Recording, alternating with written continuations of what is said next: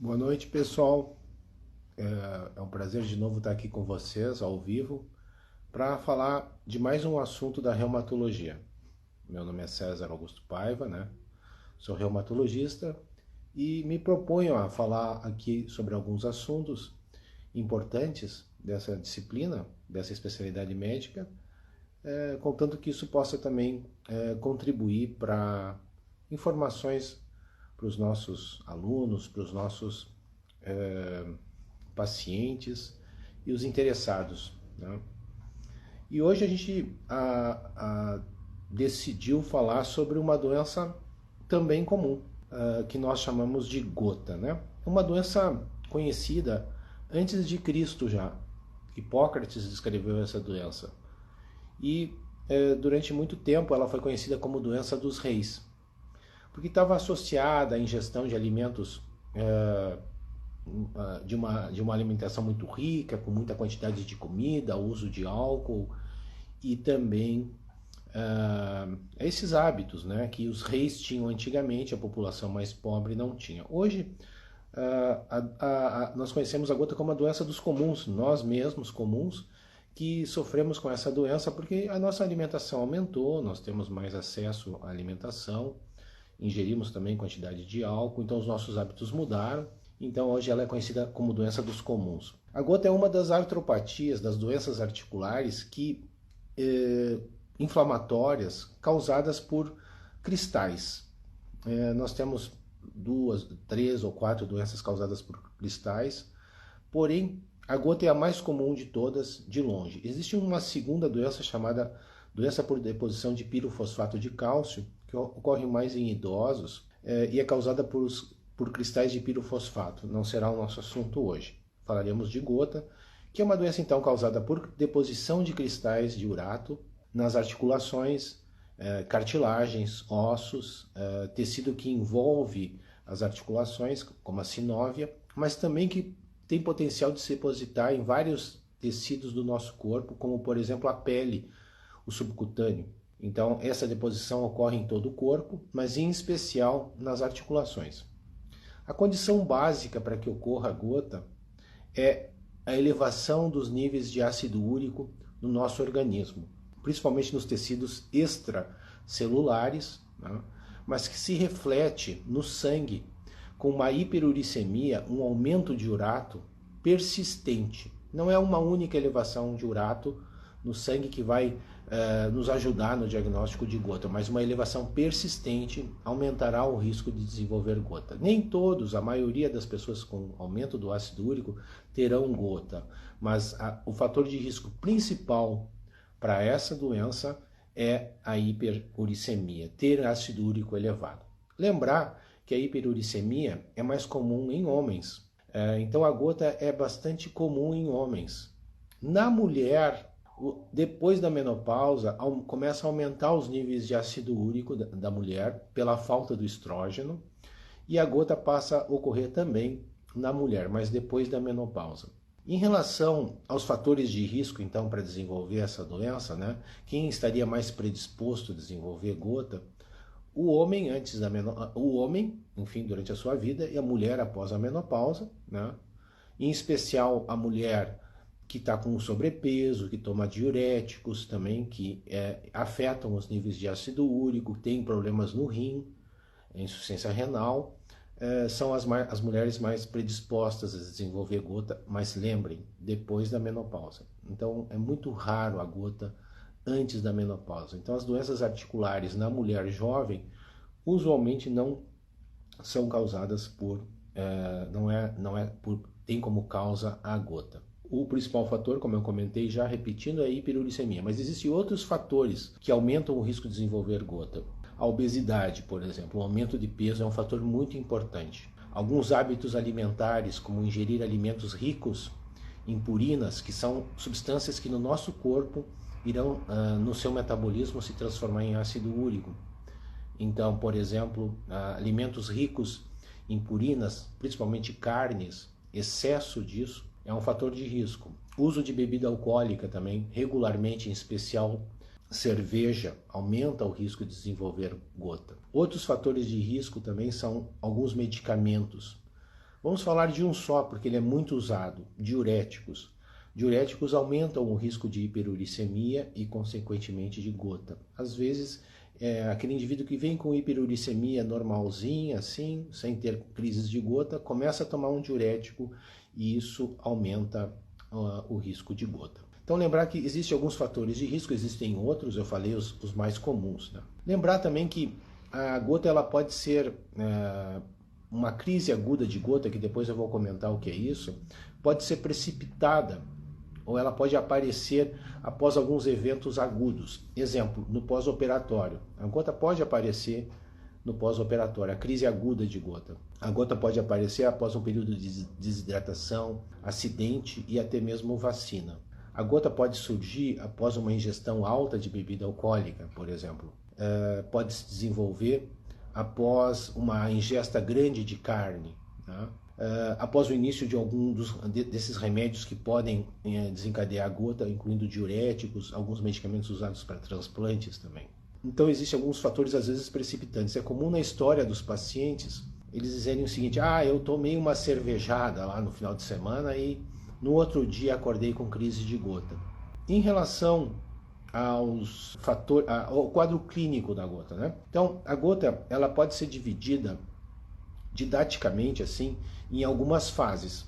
Normalmente a doença começa assintomática na adolescência, na vida jovem, sem sintomas, só com elevação dos níveis de ácido úrico, de forma persistente. Durante esses anos, 10 anos, 15 anos, vai ocorrendo a deposição de cristais nas articulações. Em um determinado momento, alguns indivíduos desenvolvem crises agudas de gota. Então, a segunda fase da gota é a fase aguda, em que a doença aparece para nós. Normalmente essas crises agudas, elas se caracterizam por um início súbito. O paciente diz o seguinte muitas vezes: eu durmo bem e acordo mal. Então, em geral, em 12 a 24 horas, os sintomas já são intensos. A intensidade da dor também é característica da gota. Costuma ser muito dolorida. A articulação afetada usualmente fica vermelha, né? Às vezes um vermelho vivo. E uma peculiaridade: a primeira crise, em 70% dos pacientes, começa na primeira articulação do dedão do pé. A gente chama da primeira metatarso. Alguns chamam essa artrite de podagra. Então, em 70% das vezes ela é nessa articulação. A grande maioria no começo é numa única articulação do corpo. Nós chamamos isso de monoartrite. Então, o paciente usualmente tem uma inflamação no dedão do pé, de início súbito, esse local fica vermelho, dói muito, mas um detalhe interessante, que depois de alguns dias ou semanas o quadro some, desaparece, às vezes sem remédio, muitas vezes sem remédio mesmo. Então, tipicamente, ela é uma crise autolimitada, ela dá e passa. Além disso, o paciente diz assim que anteriormente teve esses fatores precipitantes, como por exemplo, fez uma cirurgia uns 2, 3 dias antes, né? Ou tomou muita cerveja, e aí ele desenvolve esse quadro típico, autolimitado, né? Que se caracteriza por essas queixas. Então, quando eu tivesse esse quadro típico, eu preciso suspeitar, num homem, por exemplo, com 30, 40 anos de idade, eu preciso pensar em gota em primeiro lugar. Existem alguns diagnósticos diferenciais, mas a grande maioria desses quadros será gota. Depois dessa crise autolimitada, né, conforme eu comentei, que passa com um anti-inflamatório, por exemplo, ou passa alguns dias e desaparece, ou algumas semanas nos casos mais graves, às vezes as crises se prolongam um pouco mais. O paciente entra num período assintomático, sem sintomas, que nós chamamos de período intercrítico. Nesse período assintomático, ele usualmente não tem nenhuma manifestação articular. É como se ele pudesse pensar assim: a doença desapareceu, eu fiquei curado dela. O detalhe é que a grande maioria dos pacientes que tiveram essa crise e que passou, em até 2 anos terão uma nova crise. Então a recorrência é muito comum da gota, se não tratada.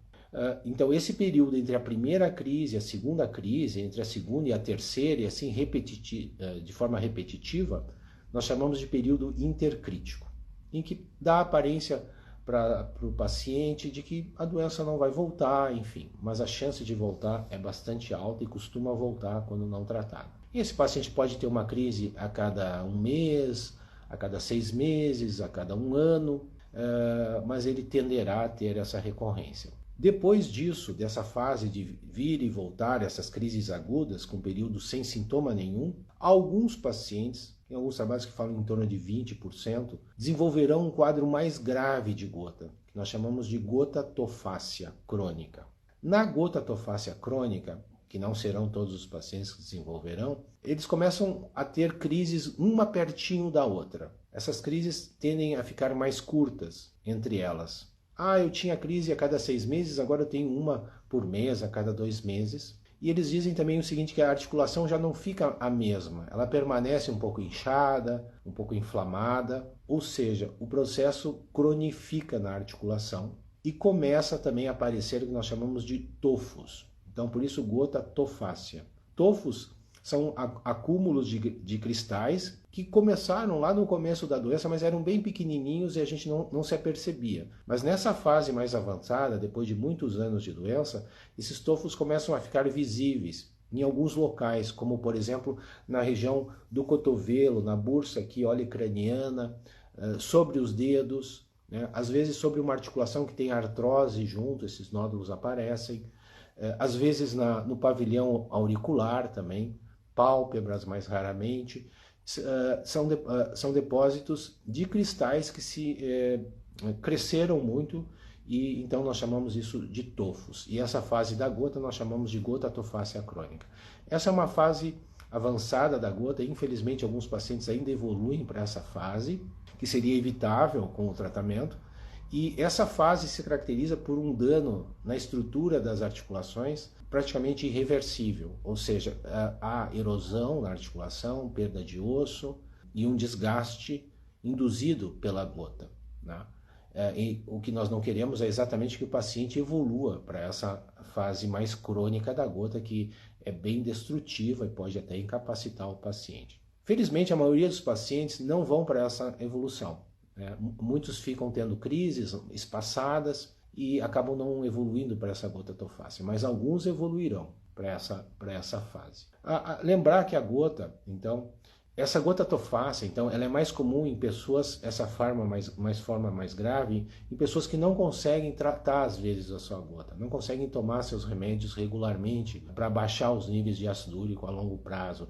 Às vezes não são persistentes, tomam um período, param o remédio quando ele deveria ser de uso contínuo. Também, às vezes, indivíduos transplantados que usam ciclosporina já têm algum déficit de função renal, então indivíduos com insuficiência renal também têm um risco maior de evoluir para essa gota tofácea. Uma causa comum é, às vezes, o paciente não entender a explicação do médico ou o médico não explicar direito para o paciente de que o tratamento seria a longo prazo, para diminuir os depósitos de cristais que causam a doença e, com isso, evitar que a doença progrida de forma agressiva, né? De forma incapacitante em alguns pacientes. Como é que nós fazemos o diagnóstico de gota, né? Então, a gota, existe um teste assim, definitivo, padrão ouro, que os médicos chamam de diagnóstico da gota, né? Que é o encontro de cristais de ácido úrico no líquido articular, no líquido sinovial, nós chamamos isso. Então, tirar o líquido da articulação e analisar no microscópio e encontrar os cristais, isso é o diagnóstico definitivo da gota. Encontrar os cristais ali dentro. Porém, muitas vezes, nós não temos algumas dificuldades de puncionar articulações, dependendo de qual articulação, e também, às vezes, o quadro é tão característico, clinicamente, né, que a gente acaba não tendo necessidade de fazer essa punção articular e analisar o líquido sinovial. Exemplo, um homem de 40 anos que desenvolve crises recorrentes, que dão e passam no dedão do pé, início súbito, a articulação fica vermelha, muito dolorida e depois passa. Então, quando eu tenho essas características, aí tem níveis de ácido úrico no sangue persistentemente elevados. Quando eu tenho esse quadro clínico, é perfeitamente possível fazer o diagnóstico clínico da gota sem necessidade de análise do líquido sinovial. Nós podemos também ter acesso a exames complementares de imagem que podem auxiliar no diagnóstico da gota.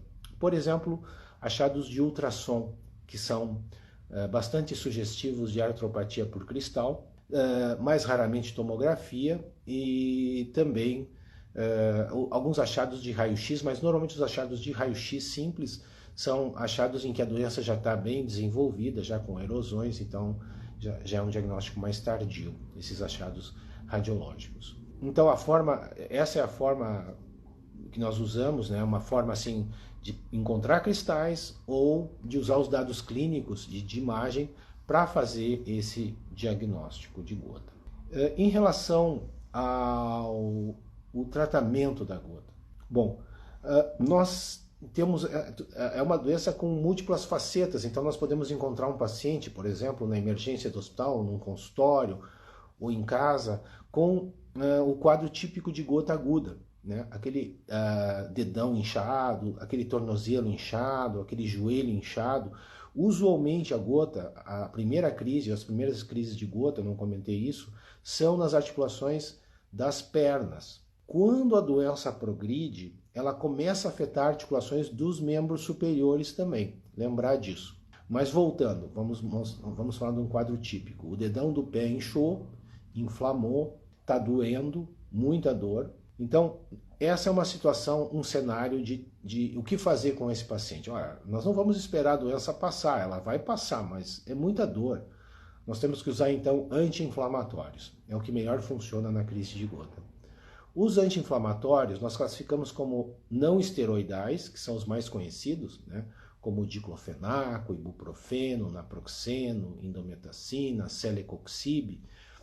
Qualquer um desses anti-inflamatórios em doses adequadas, não doses fraquinhas, doses normais, não pode usar dose pequena.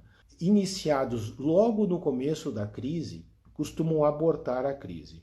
Então, essa é uma orientação que a gente tem que dar para os pacientes, que eles tenham em mão um anti-inflamatório eficiente e usem doses corretas ao primeiro sinal de crise. Não deixe a crise ficar forte. Tome logo no começo. E por quanto tempo? O tempo necessário para a crise desaparecer. Um dia depois você pode parar esse anti-inflamatório. Porém, os anti-inflamatórios têm alguns riscos e em alguns pacientes não podem usar anti-inflamatórios não hormonais. Por exemplo, indivíduos que estão com úlcera ativa, pessoas que têm perda da função do rim, pacientes que usam anticoagulantes, têm que ter cuidado com esses anti-inflamatórios. Nesses casos, é preferível usar corticosteroides, que são os anti-inflamatórios esteroidais, que podem ser dados via oral ou injetável, ou também a colchicina, é uma droga que pode ser usada na crise aguda, mas é uma das drogas que a gente menos usa para a crise aguda hoje em dia. Mais antigamente ela era classicamente usada, hoje em dia ela perde de longe ao uso de anti-inflamatórios, tanto não esteroidais quanto esteroidais. Bom, então é dessa forma que nós tratamos a crise aguda, né? Usar analgésicos pode ajudar, aplicar gelo pode ajudar, mas tipicamente a crise desaparece com o uso desses anti-inflamatórios.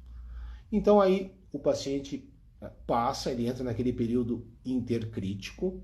Esse período intercrítico é um período, então, em que o cenário seria esse. Eu tive uma crise há um mês atrás e decidi procurar um médico agora para ver o que eu vou fazer. Então, fica o desafio, né, de prevenção da crise de gota. Então, nós temos que também ver se há necessidade de intervir para prevenir a crise. Claro que é recomendável sempre intervir para prevenir a crise, mas sempre usar remédios, às vezes não. Às vezes o paciente tem uma crise a cada 5 anos. Às vezes a gente deixa ele com anti-inflamatório e dá as medidas não farmacológicas para tentar controlar a gota.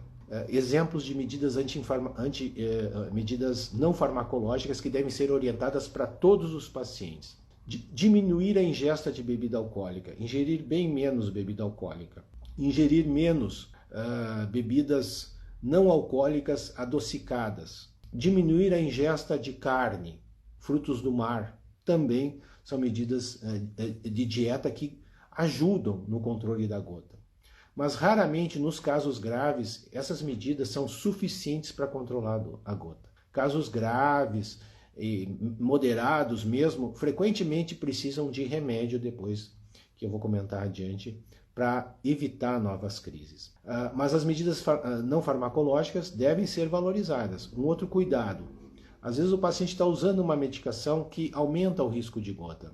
Exemplo muito comum, uso de diuréticos para pressão alta. Então, às vezes nós temos que orientar o paciente a trocar esse antihipertensivo, pedir procurar o seu médico para fazer essa modificação, se é possível, se ele pode substituir o antihipertensivo dele por um outro que não afete os níveis de ácido úrico, ou até por um outro que até pode ajudar um pouquinho na redução dos níveis de ácido úrico. Nós temos alguns antihipertensivos, como a losartana e também os bloqueadores do canal de cálcio, que podem baixar um pouquinho os níveis de ácido úrico e podem até contribuir um pouquinho no controle da hiperuricemia, que é o que adiante levará às crises de gota. Então essas medidas não farmacológicas são importantes na prevenção, ok? Todos os pacientes com gota devem ser orientados nesse aspecto. Mas também quero reforçar que muitos pacientes não conseguem controlar só a sua doença com essas medidas e precisam de remédios que baixem os níveis de ácido úrico a longo prazo. Isso é fundamental para a prevenção da crise e para a prevenção do agravamento da doença e do dano articular que a gota pode induzir em alguns pacientes. Então nós temos no Brasil 2 medicações que podem reduzir os níveis de ácido úrico no sangue e também nos tecidos extracelulares. A mais conhecida é o halopurinol, né? Essa é uma droga que age na diminuição da produção de ácido úrico. E temos um outro remédio chamado benzobromarona, que aumenta a excreção de urato de ácido úrico pela urina. Então, esses 2 medicamentos podem ser usados e muitas vezes precisam ser usados e precisam ser usados a longo prazo. Isso muitas vezes o paciente não aceita ou não entende, porque nós não conseguimos curar a gota, a gente consegue controlar essa doença muito bem. E como que a gente controla? Deixando os níveis de ácido úrico baixos. Qual é o valor, qual é o alvo que esses níveis têm que ficar no sangue? Abaixo de 6 mg por decilitro. Se eu mantiver o meu paciente com níveis baixos de ácido úrico, abaixo de 6, nos casos muito graves com tofos até abaixo de 5, eu posso a longo prazo, em alguns meses, em alguns anos, ter um controle total da doença. Então, na prevenção das crises, eu uso uma dessas drogas que eu chamo de hipouricemiantes. Existe uma situação clínica que eu quero comentar com vocês que às vezes dificulta o tratamento da gota no começo, quando você inicia essas medicações hipouricemiantes. Acontece que esses pacientes ainda têm crises no começo e eles até podem dizer o seguinte: olha, piora quando eu começo esse remédio. Isso pode acontecer porque flutuações muito rápidas dos níveis de ácido úrico para cima ou para baixo aumentam os riscos de crise, né? Mesmo tu baixando rapidamente, isso paradoxalmente aumenta o risco de crise.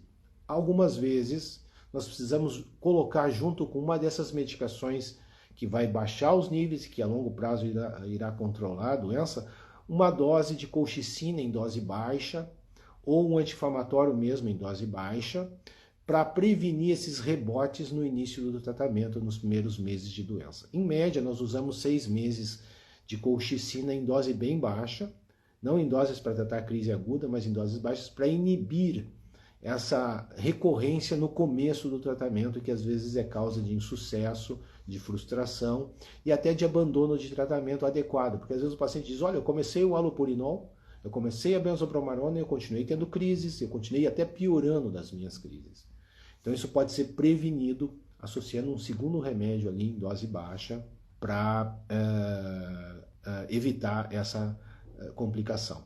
Resumindo, então, o tratamento da gota é um tratamento que deve ser feito a longo prazo. Lembrar que eu levei anos e anos depositando cristais e levará alguns anos, ou pelo menos 6 meses, 1 ano, para eu retirar boa parte desses cristais que estão ali.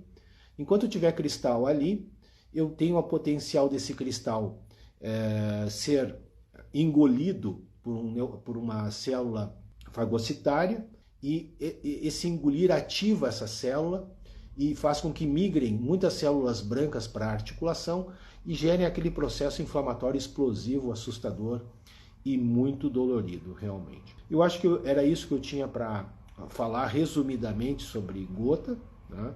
Eu estou disponível nas minhas redes para responder dúvidas, perguntas que vocês tenham, ou até mesmo nessa live. Eu recebi algumas perguntas aqui prévias sobre esse assunto. Eu gostaria de aproveitar esse tempo agora para responder essas dúvidas. Eu tenho 5 dúvidas aqui que o pessoal me encaminhou. A primeira delas, a primeira pergunta é: como eu sei que eu estou tendo sintomas de gota e que preciso procurar um reumatologista? Então, os sintomas de gota típicos são aqueles que eu comentei no quadro clínico, né? São indivíduos que estão muito bem e que de repente desenvolvem uma inflamação numa articulação. No começo, então imagino que o cenário aqui seja no começo, é no dedão do pé, no meio do pé, no tornozelo, no joelho. A articulação fica muito inchada, quente, muito sensível. Às vezes só tocar ali de leve já dói muito. Então, se você tem de forma recorrente, eu tive essa crise, mas 6 meses depois eu tive outra. Então, isso é muito característico de gota, né? E a gente, então, nessa situação, deve procurar auxílio. Não necessariamente um reumatologista, que são especialistas nisso, né? Um clínico bem orientado, um clínico interessado, pode orientar adequadamente seu paciente. A segunda pergunta é: quantas articulações ela pode afetar ao mesmo tempo? Boa essa pergunta. Tipicamente, a crise aguda de gota inicial ela é monoarticular, afeta uma articulação, sim. Mas existem casos mais raros, e principalmente em mulheres na pós-menopausa, em que ela pode afetar mais articulações, pessoal. Em que a crise aguda pode ser de 1, de 2, de 3 ou de 4 articulações. Mais uma lembrança: naqueles casos graves de gota tofácea, que eu comentei que alguns pacientes evoluem para a gota tofácea, esses pacientes podem ter crises poliarticulares, sim. Então, alguns cenários aí, a gota pode ser poliarticular, sim, a gota aguda, mas é incomum, com essas exceções que eu falei com vocês. Então, existe essa possibilidade. A terceira pergunta: quem tem gota pode precisar de cirurgia? Usualmente, o tratamento da gota é clínico, né? Então, nós podemos tratar a maioria dos nossos pacientes sem cirurgia. Porém, a situação mais ou menos comum em que a cirurgia pode fazer parte do arsenal terapêutico da gota é quando eu tenho tofos. Por exemplo, tofos ao redor do dedo, tofos na região do cotovelo, em que tem um aspecto estético, né? Esses tofos podem ser removíveis cirurgicamente. É possível fazê-los, sim. Então, se eles têm alguma complicação estética maior ou uma complicação funcional também, o tofo pode ser retirado. Porém, essa é uma medida paliativa, né? Porque se você não trata a hiperuricemia, novamente eles vão se formar ali. Então faz sentido retirar os tofos que estão incomodando, por exemplo. Como eu comentei, a maioria das vezes nós não precisamos fazer isso. Eles gradualmente vão desaparecendo com o tratamento hipouricêmico persistente, mas eu posso tirar esses tofos, sim, com o controle da doença a longo prazo também, não farmacológico e farmacológico. Então, às vezes, a gente precisa de cirurgia, sim.